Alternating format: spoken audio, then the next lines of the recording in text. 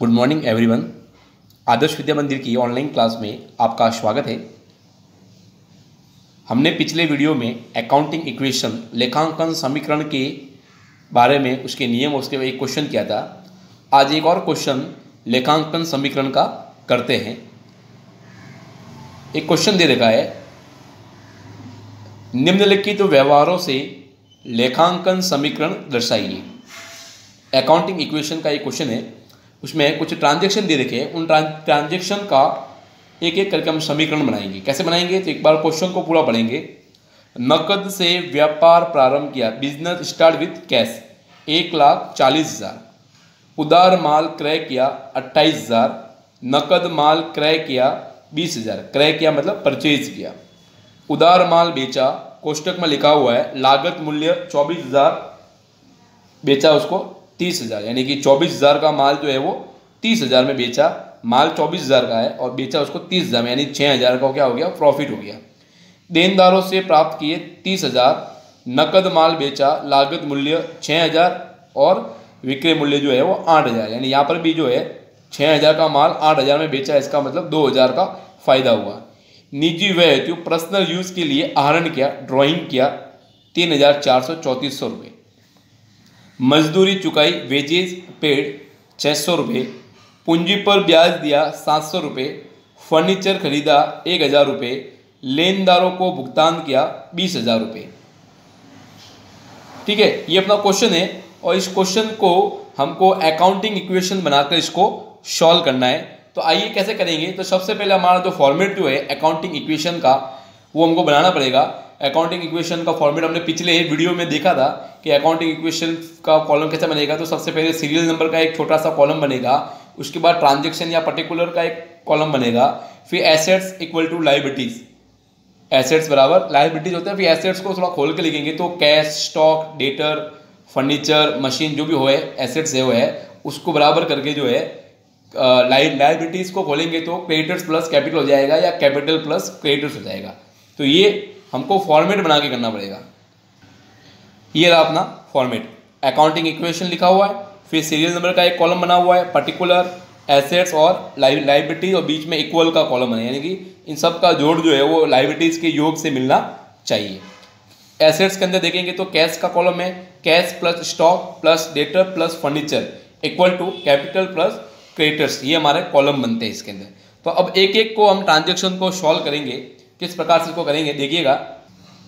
सबसे पहले दे रखा है नकद से व्यापार प्रारंभ किया 1,40,000। नकद से यानी बिजनेस स्टार्टेड विथ कैश 1,40,000 से बिजनेस स्टार्ट किया है। तो इसको कैसे करेंगे,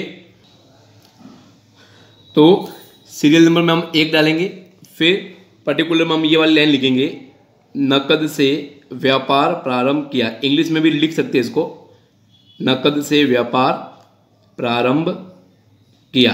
मैं आपको बोला था कि प्रत्येक के 2 पक्ष होंगे, 2 पक्ष यानी 2 व्यवहार अपने को निकालने हैं उसमें से।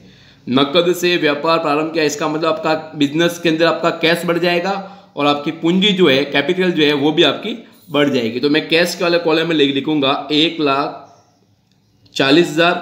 स्टॉक में कुछ भी नहीं, डेटर में कुछ भी नहीं, फर्नीचर में कुछ भी नहीं, और फिर जो है कैपिटल के अंदर मैं लिखूंगा 1,40,000 और बीच में कर दूंगा मैं इक्वल बराबर।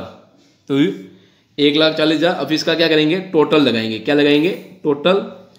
स्केल से लाइन खींचनी है, अभी मैं हाथ से लाइन खींच रहा हूँ, आपको स्केल से खींचनी है लाइन। 1,40,000 डैश डैश डैश, फिर यहाँ पर भी पूरी लाइन खींचेंगे और इक्वल करेंगे और 1,40,000। एसेट्स की जोड़ 1,40,000 और लायबिलिटीज की जोड़ 1,40,000। फिर ट्रांजेक्शन नंबर 2, उधार माल क्रय किया।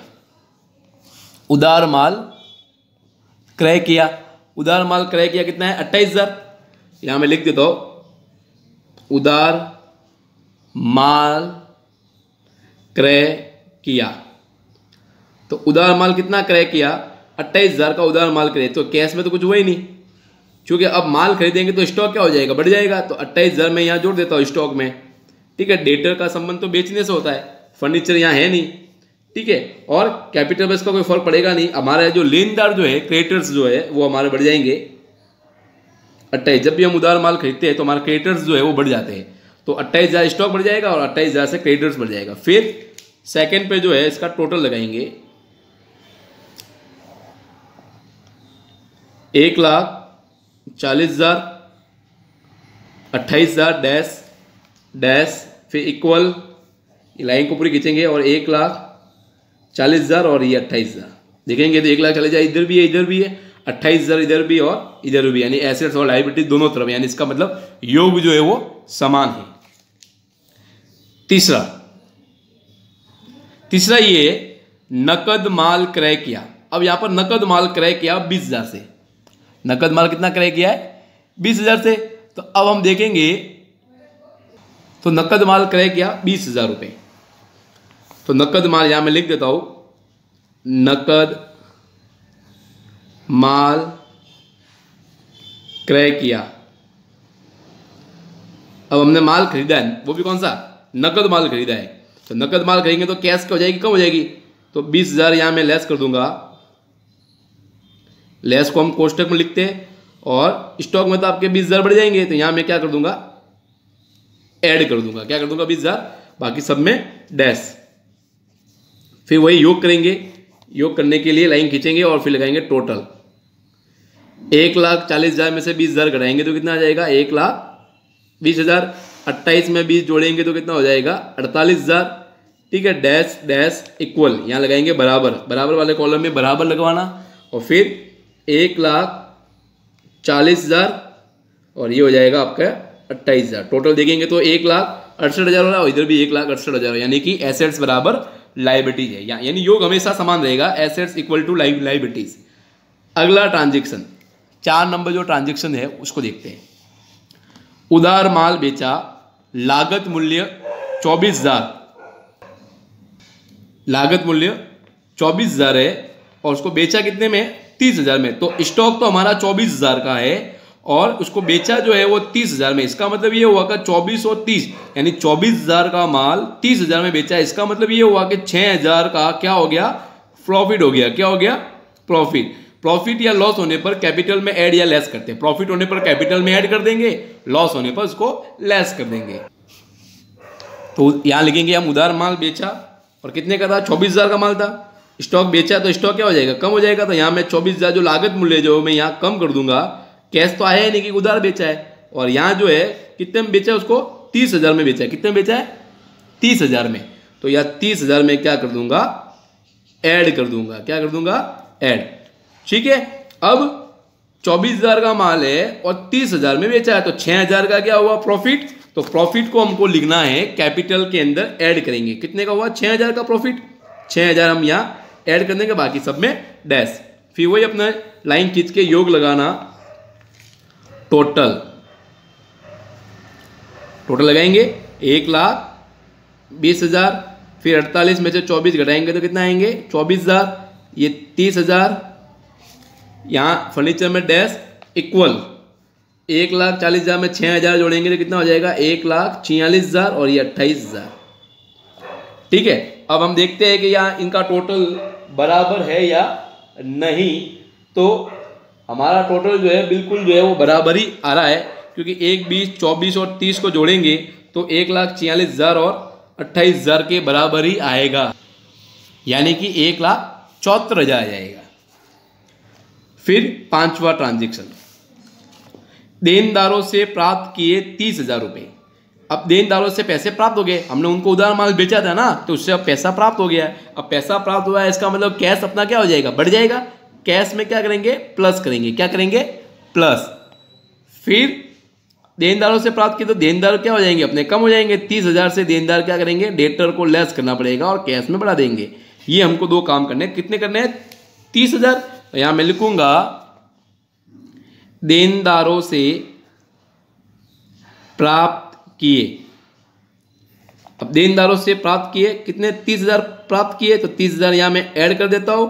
स्टॉक में कुछ भी नहीं आएगा, और यहां मैं 30,000 क्या करूंगा? लेस। लेस को हमको कोष्टक में लिखना है। फिर फर्नीचर में डैश कर देंगे, इक्वल डैश डैश। फिर वही लाइन खींच के योग लगाएंगे।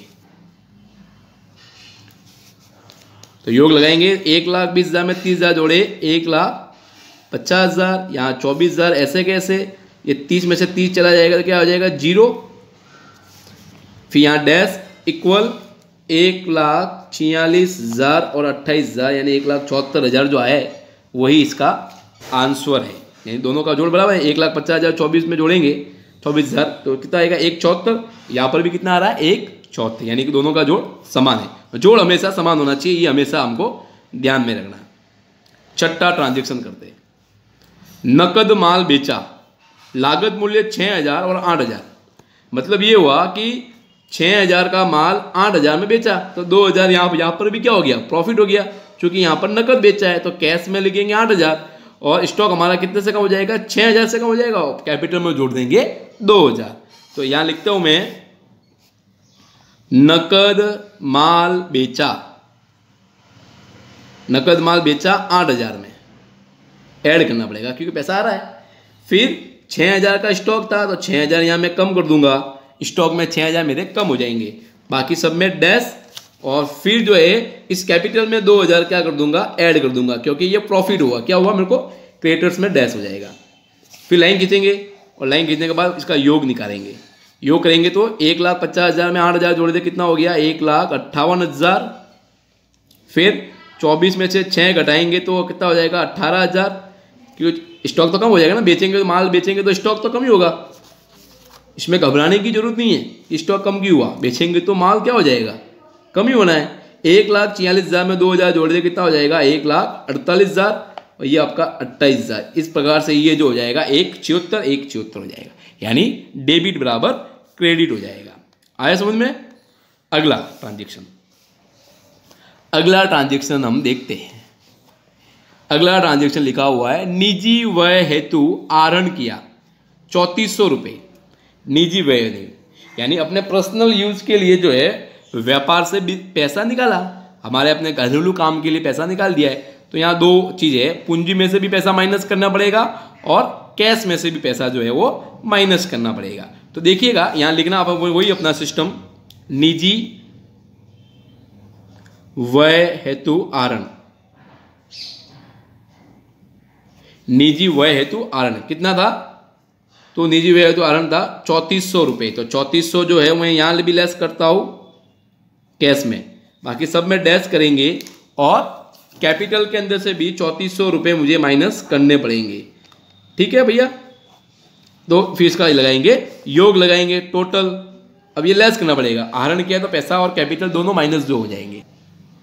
तो देखेंगे 1,58,000 में 3,400 लेस किया कितना है 1,54,600, 18,000 डैश डैश और इक्वल लगा देंगे यहाँ पे, और 1,48,000 में जो 3,400 लेस करेंगे तो 1,44,600 और 28,000, ये लेस करने के बाद जो है हमारा जो टोटल जो है वो इसके बराबर आ जाएगा। तो 1,72,600 लगभग जो है हमारा आंसर जो है आ जाएगा 1,72,600। तो ये था 7वां ट्रांजेक्शन। अगला 8वां ट्रांजेक्शन देखते हैं।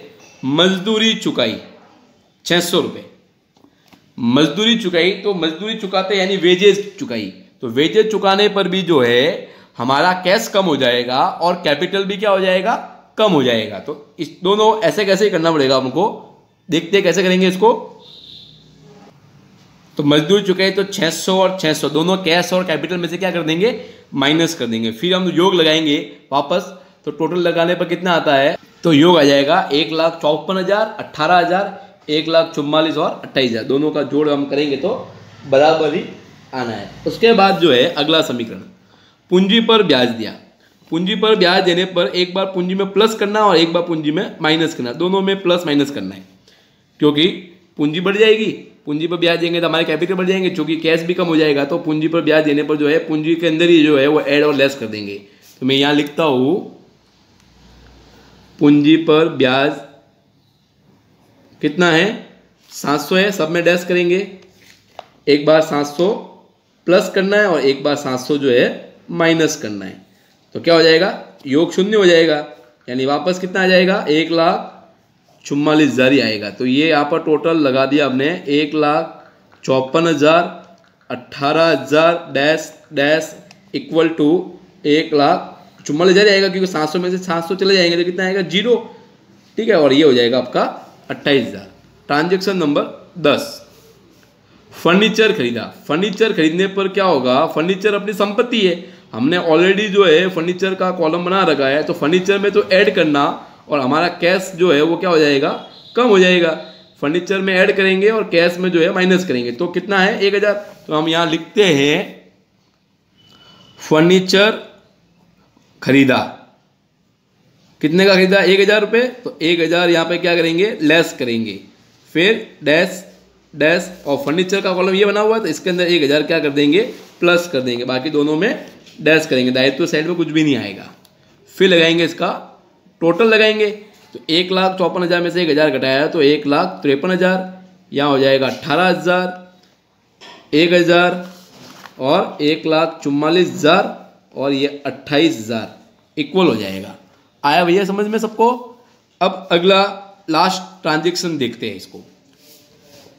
लेनदारों को भुगतान किया, क्रेडिटर्स को भुगतान किया 20,000। अब क्रेडिटर्स जो थे, हमने जिनसे उधार माल खरीदा था, ये यहाँ पे खरीदा था ना, तो अब उसको भुगतान कर रहे हैं, तो भुगतान करेंगे तो क्या होगा, कैश कम हो जाएंगी, हमको पैसा देना पड़ेगा, और क्रेडिटर्स भी जो है हमारे कम हो जाएंगे, तो दोनों में क्रेडिटर्स और कैश में माइनस करेंगे 20,000 रुपये। यहाँ लिखेंगे हम भैया लेनदारों को भुगतान किया, लेनदारों को भुगतान किया, कितना किया 20,000, 20,000 कैश में से कम करेंगे, बाकी सब में डैश करेंगे, और डैश करने के बाद कैपिटल में कुछ भी नहीं आएगा, और यहाँ पर जो है 20,000 जो है हम लेस कर देंगे।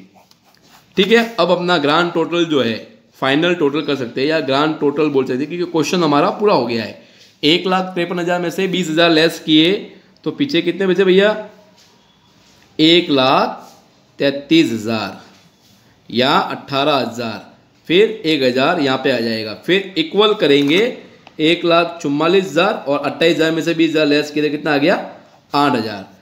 तो ये हमारा अकाउंटिंग इक्वेशन का प्रश्न है। बहुत ही ध्यान से इसको वापस जो है अपनी कॉपी में करना है और इसको समझना है। इसी के साथ हमारा अकाउंटिंग इक्वेशन का टॉपिक जो है वो पूरा हो गया है। बहुत ही प्रश्नों को ध्यान से पढ़ना और इसको बढ़िया स्केल से जो है कॉपी में इसको लिखना और समझना। इसको समझ में नहीं आने पर जो है मुझे आप जो है व्यक्तिगत रूप से मैसेज या कॉल कर सकते हैं। धन्यवाद।